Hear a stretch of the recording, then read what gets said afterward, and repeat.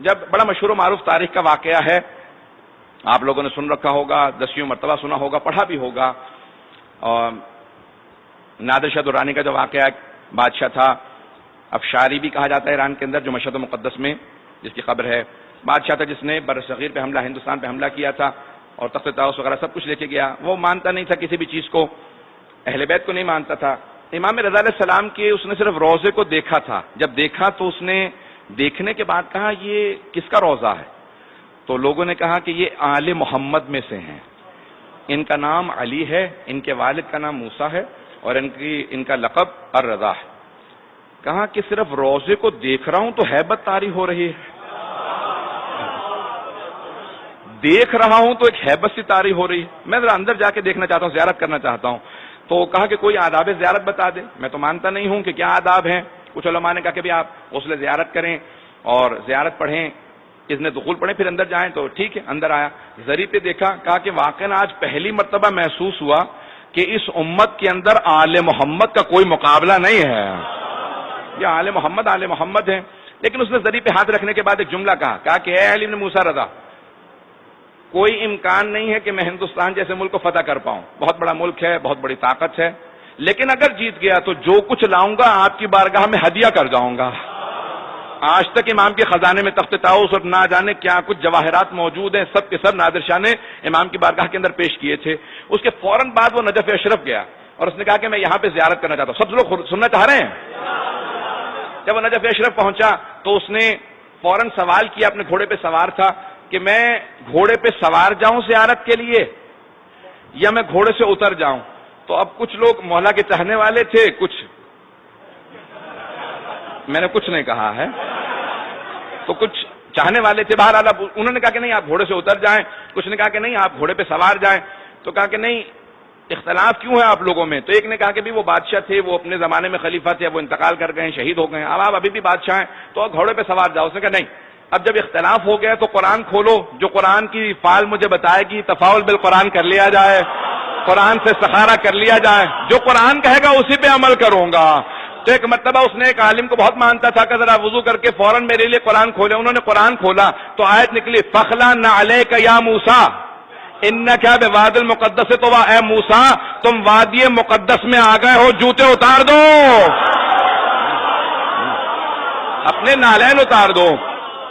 بس جیسی ہی آیت نکلی فوراً نادر شاہ اپنے گھوڑے سے اترا. کہا کہ گھوڑے پہ سوار تھا، یہ آیت نکلی ہے. پھر کہنے لگا کہ نہیں، یہ تو حضرت موسیٰ سے کہا ہے کہ اپنے نالین اتار دو، جوتے اتارے. کہا اتنا کافی نہیں ہے، وہ نبی تھے، میں ایک گنہگار ہوں، انہیں کہا گیا ہے یہ قرآن کی آیت ہے. تو اس نے ایک جملہ کہا میرے گلے میں ایک زنجیر ڈالو اور میں زمین پہ آ جاؤں گا، ہاتھ بنا کے چلوں گا، بس علی کی بارگاہ میں جا کے باندھ دینا اور کہنا یا علی آپ کا ایک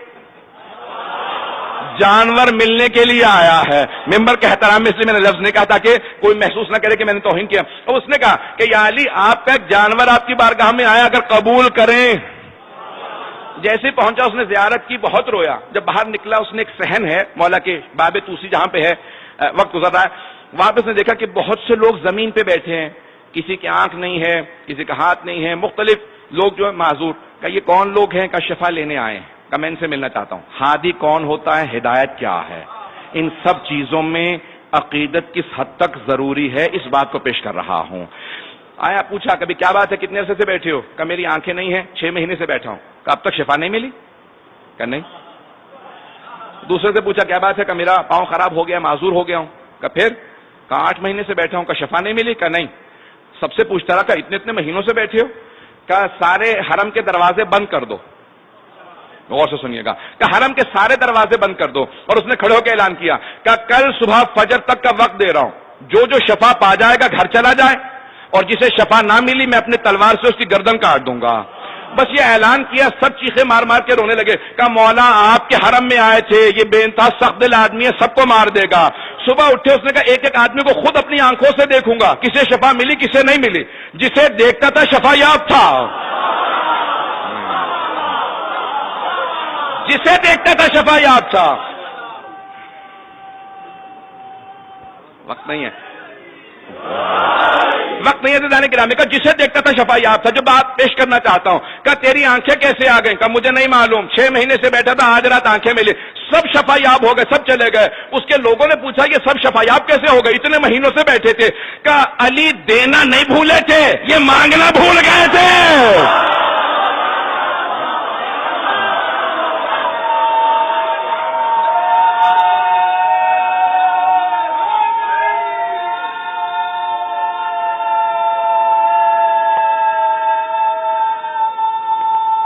ماشاءاللہ۔